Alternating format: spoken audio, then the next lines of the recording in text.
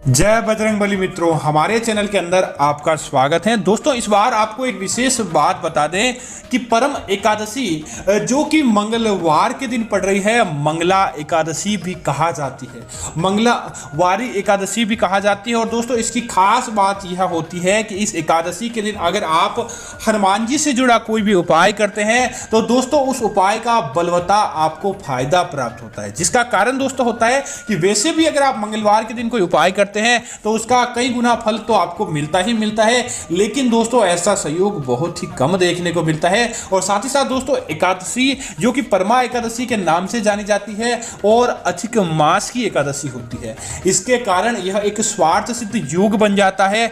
अगर आप चाहते हैं आपके जीवन के अंदर हनुमान जी की कृपा देखने को मिले, हनुमान जी आपके जीवन के अंदर सर्व सुख प्राप्त करवाएं, तो दोस्तों यह उपाय आपके लिए ही है। दोस्तों, हम आपको इसके अंदर 3 उपाय बताएंगे जो आपके 3 विधि के अंदर होते हैं। अगर आप मात्र इस परम एकादशी के दिन यह उपाय कर लेंगे तो फिर आप कभी नहीं कहते हैं कि आपके घर के अंदर दुख है, आपके घर के अंदर पैसों की कमी है, आपके घर के अंदर कोई व्यक्ति बीमार रहता है, आपके घर के अंदर लड़ाई झगड़ा रहता है। सर्व सुखों को प्राप्त करने वाली अर्थात परम सुखों को प्राप्त करने वाली परमा एकादशी मानी जाती है। तो दोस्तों, बात करते हैं कि आपको क्या क्या उपाय करने चाहिए इस दिन ताकि आपके घर के अंदर खुशियां बनी रहे, हनुमान जी का आपके जीवन के अंदर आशीर्वाद बना रहे।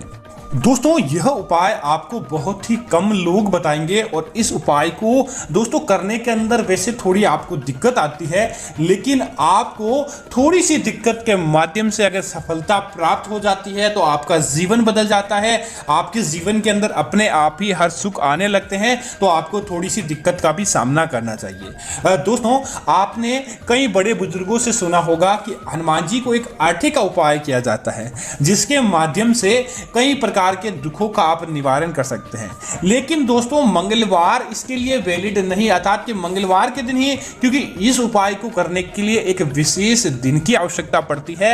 और जब एकादशी और मंगलवार का योग होता है उस समय आप इस उपाय को करके इस उपाय को सार्थक बना सकते हैं और आप इस उपाय का फायदा देख सकते हैं। तो दोस्तों, यह आपके लिए सुनहरा मौका है कि इस बार की जो परमा एकादशी आई है, इस दिन आप इस उपाय को करके अपने उन सुखों को प्राप्त कर सकते हैं, अपनी मनोवांछित इच्छा संकट मोचन से आप प्राप्त करवा सकते हैं। तो दोस्तों, बात करते हैं कि इस उपाय के लिए आपको क्या सामग्री की आवश्यकता पड़ेगी। दोस्तों, सबसे पहले आप क्या करें कि आपको 11 आटे के दीपक बनाने हैं, तो इस हिसाब से आपको आटा ले लेना चाहिए कि आप दीपक छोटा या बड़ा कैसा भी बना सकते हैं, तो आप इस प्रकार से आटा आपको ले लेना चाहिए। दोस्तों, हनुमान जी को आपको जरूर ध्यान रखना चाहिए कि बिना लौंग के हनुमान जी का कोई भी उपाय सार्थक नहीं होता है। तो आप क्या करें कि आप 11 दीपक के लिए 11 संख्या के अंदर आप लौंग ले लें।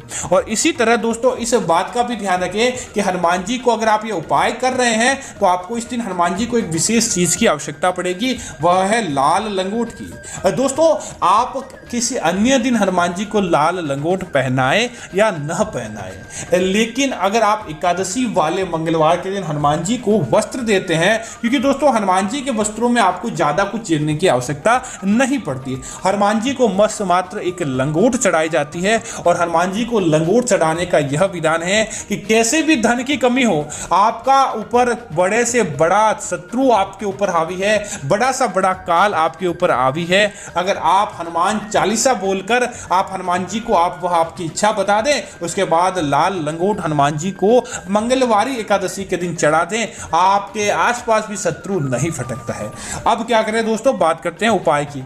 आप क्या करें कि उस आटे को आपको गूंथकर आपको इस एकादशी के दिन 11 दीपक आटे के बना लेने हैं और प्रत्येक दीपक के अंदर आपको एक लौंग डाल देना है, क्योंकि गीले आटे के अंदर लौंग आराम से आ जाएगा। उसके बाद आप क्या करें कि मंगलवार के दिन आपके आसपास कोई हनुमान मंदिर है तो वहां पर आप इन दीपक को लेकर जाएं। और अगर आपके आसपास हनुमान मंदिर नहीं है या आप मंदिर नहीं अपने घर के अंदर ही उपाय करना चाहते हैं, तब आप क्या करें कि इन दीपक को आपको हनुमान जी के आगे और भगवान विष्णु जी के आगे रख देना है।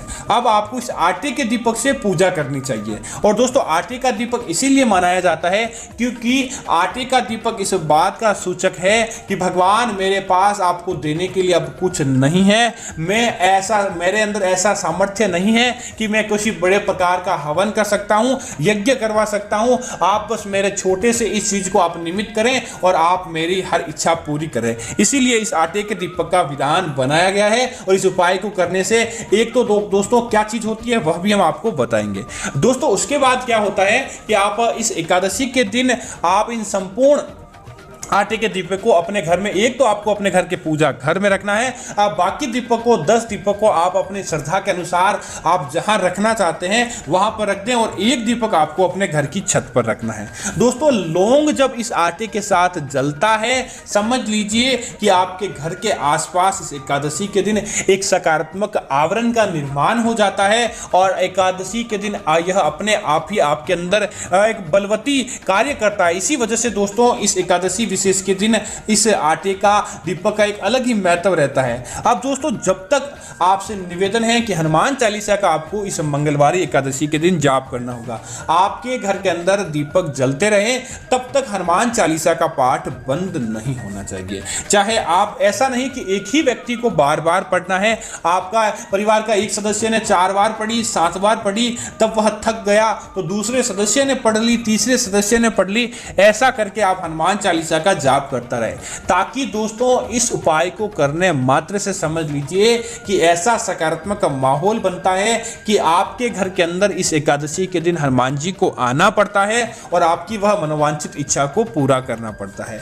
बस मात्र इस उपाय को कर लें, उसके बाद आप हनुमान जी को इतना मात्र होने के बाद हनुमान जी को आपकी जो भी इच्छा है वह हनुमान जी को अपनी इच्छा बोल देनी है। यह इच्छा बोलने के पश्चात आप एक काम करें कि हनुमान जी के दीपक जो भी आपने जलाए हैं अगले दिन आप क्या करें कि उन आटे के दीपक को सबको इकट्ठा कर लेना चाहिए।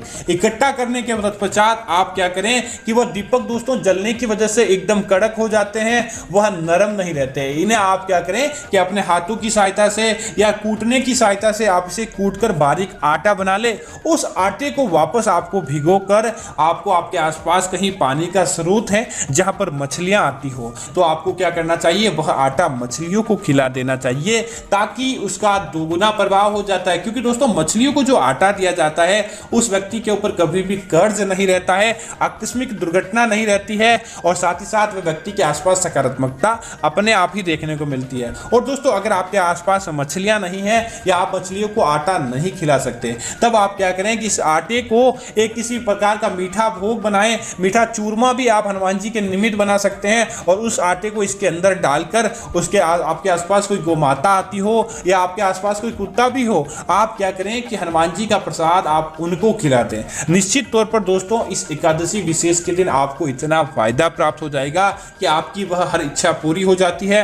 हनुमान जी की कृपा से आपके आसपास नकारात्मकता नहीं फटकती है और इस एकादशी के दिन आपको वह फायदा प्राप्त हो जाता है। तो दोस्तों उम्मीद है कि एकादशी के दिन यह आटे के दीपक का उपाय आपको पसंद आया होगा। ऐसी अन्य जानकारी देखने के लिए आप हमारे चैनल को सब्सक्राइब कर सकते हैं, साथ ही साथ वीडियो को लाइक और शेयर जरूर करते रहें ताकि हनुमान जी के दरबार के अंदर आपकी हाजिरी लग जाए और आपका काम बन जाए। जय बजरंगबली मित्रों, धन्यवाद मित्रों।